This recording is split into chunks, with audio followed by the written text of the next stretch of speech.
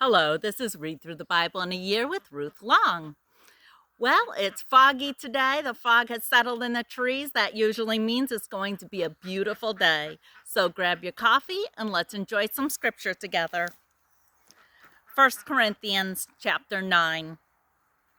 Am I not free? Am I not an apostle? Have I not seen Jesus our Lord? Are you not the result of my work in the Lord? Even though I may not be an apostle to others, surely I am to you. For you are the seal of my apostleship in the Lord. This is my defense to those who sit in judgment on me. Don't we have the right to food and drink? Don't we have the right to take a believing wife along with us, as do the other apostles and the Lord's brother and Cephas?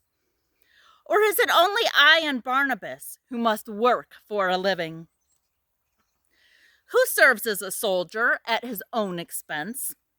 Who plants a vineyard and does not eat of its grapes? Who tends a flock and does not drink of the milk? Do I say this merely from a human point of view? Doesn't the law say the same thing? For it is written in the law of Moses, do not muzzle an ox while it is treading out the grain. Is it about oxen that God is concerned? Surely he says this for us, doesn't he? Yes, this was written for us, because when the plowman plows and the thresher threshes, they ought to do so in the hope of sharing in the harvest. If we have sown spiritual seed among us, is it too much if we reap a material harvest from you? If others have this right of support from you, shouldn't we have it all the more? But we did not use this right. On the contrary, we put up with anything rather than hinder the gospel of Christ. Don't you know that those who work in the temple get their food from the temple, and those who serve at the altar share in what is offered on the altar? In the same way, the Lord has commanded that those who preach the gospel should receive their living from the gospel.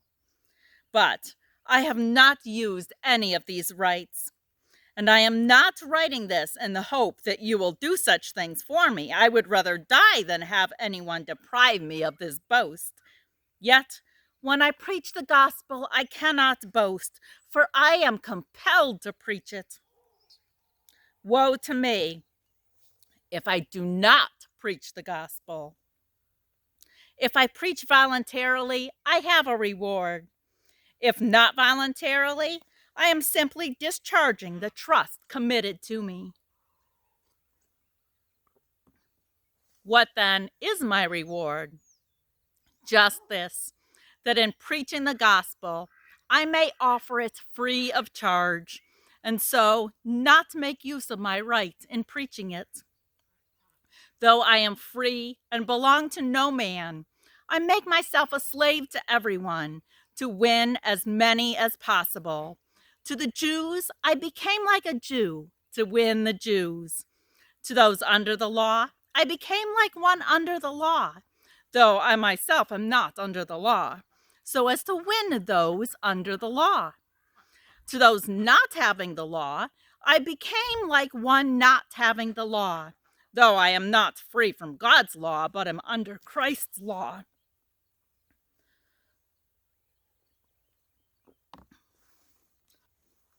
So as to win those not having the law. To the weak, I became weak to win the weak. I have become all things to all men, so that by all means possible I might save some. I do all this for the sake of the gospel, that I may share in its blessings. Do you not know that in a race all the runners run, but only one gets the prize? Run in such a way as to get the prize. Everyone who competes in the games goes into strict training. They do it to get a crown that will not last. But I do it to get a crown that will last forever. Therefore, I do not run like a man running aimlessly. I do not fight like a man beating the air.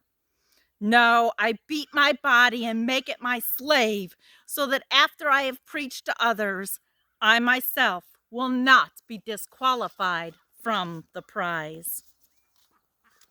Psalm 140.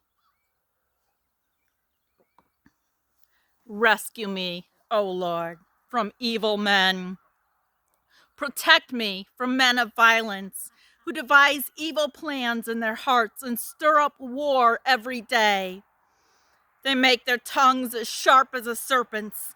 The poison of vipers is on their lips. Keep me, O Lord, from the hands of the wicked. Protect me from men of violence who plan to trip my feet. Proud men have hidden a snare for me. They have spread out the cords of their nets and have set a trap for me along my path. O Lord, I say to you, you are my God. Hear, O Lord, my cry for mercy. O sovereign Lord, my strong deliverer, who shields my head in the day of battle. Do not grant the wicked their desires, O Lord. Do not let their plans succeed, or they may become proud. Let the heads of those who surround me be covered with the trouble their lips have caused. Let burning coals fall upon them. May they be thrown into the fire, into miry pits, never to rise. Let slanderers not be established in the land. May disaster hunt down men of violence. I know that the Lord secures justice for the poor and upholds the cause of the needy. Surely the righteous will praise your name, and the upright will live before you. Numbers chapter 26. After the plague, the Lord said to Moses and Eleazar, son of Aaron the priest, "Take a census of the whole Israelites community by families, all those 20 years old or more who are able to serve in the army of Israel." So, on the plains of Moab by the Jordan, across from Jericho, Moses and Eleazar the priest spoke with them and said, "Take a census of the men 20 years old or more, as the Lord commanded Moses." These were the Israelites who came out of Egypt.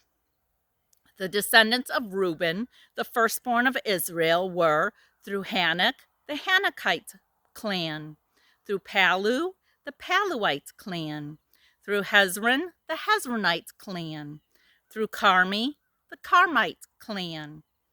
These were the clans of Reuben.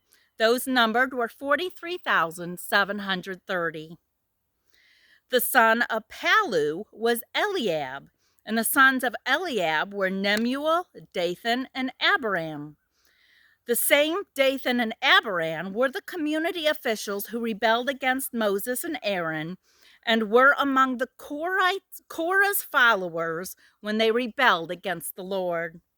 The earth opened its mouth and swallowed them along with Korah, whose followers died when the fire devoured the 250 men, and they served as a warning sign. The line of Korah, however, did not die out.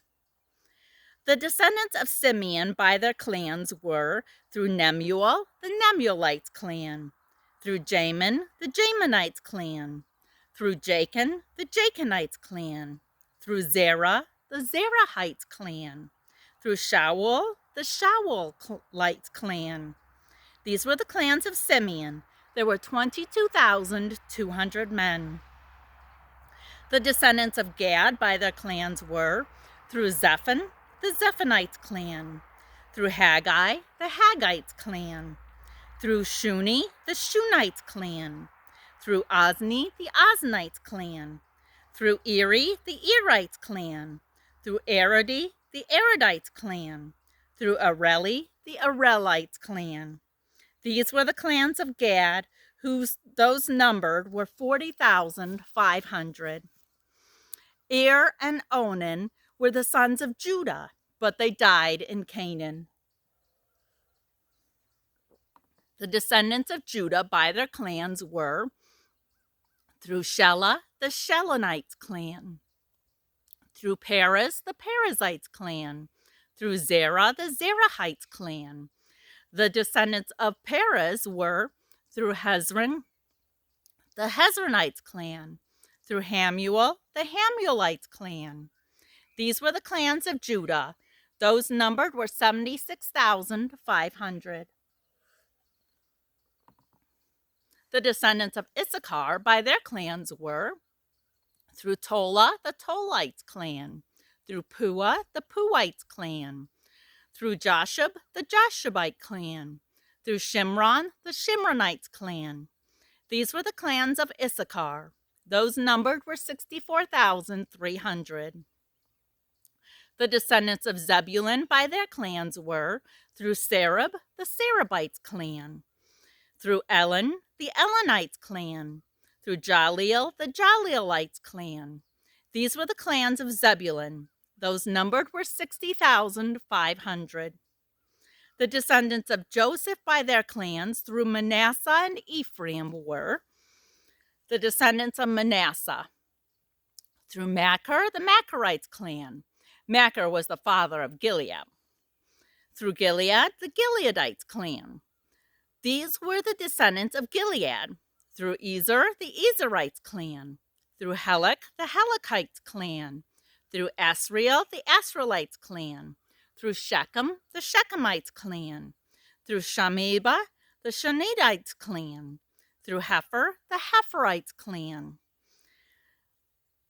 Zelophehad, son of Hepher, had no sons. He had only daughters, whose names were Mahlah, Noah, Hagla, Milcah, and Tirzah. These were the clans of Manasseh. Those numbered were 52,700. These were the descendants of Ephraim by their clans. Through Shuthelah, the Shuthelites clan. Through Becher, the Becherites clan. Through Tahan, the Tahanites clan. These were the descendants of Shuthelah. Through Aaron, the Aaronites clan. These were the clans of Ephraim. Those numbered were 32,500. These were the descendants of Joseph by their clans. The descendants of Benjamin by their clans were through Bela, the Belites clan, through Ashbel, the Ashbelites clan, through Aharam, the Aharamite clan, through Shephem, the Shephemite clan, through Hupham, the Huphamites clan. The descendants of Bela through Ard and Naaman were through Ard, the Ardites clan, through Naaman, the Naamites clan. These were the clans of Benjamin.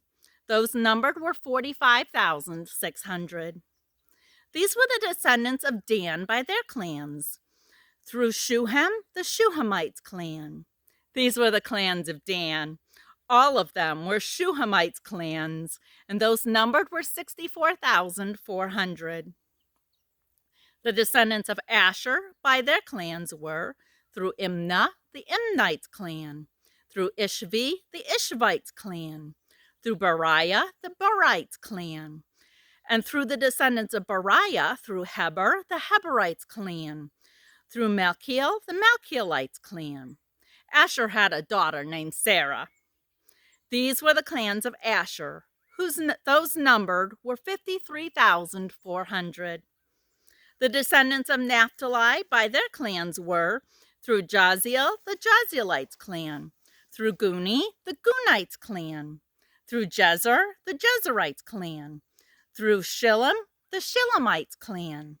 These were the clans of Naphtali. Those numbered were 45,400.